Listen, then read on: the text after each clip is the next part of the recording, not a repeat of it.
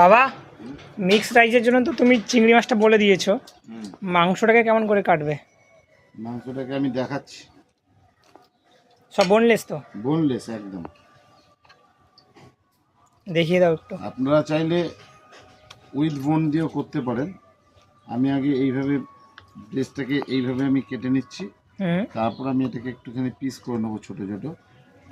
এটা আগে লম্বা লম্বা কেটে নিয়ে তারপর ওটাকে পিস দেবো।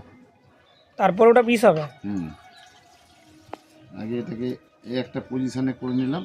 এইবারে আমি পিসটা এরকম হয়ে যাবে, এই যে এইভাবে এই কাট করে ছুরিটাকে সবকটা ইকুয়াল হবে।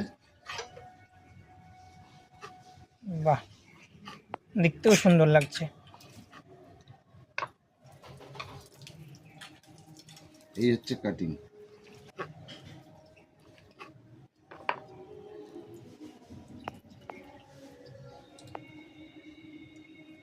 দারুণ লাগছে দেখতে।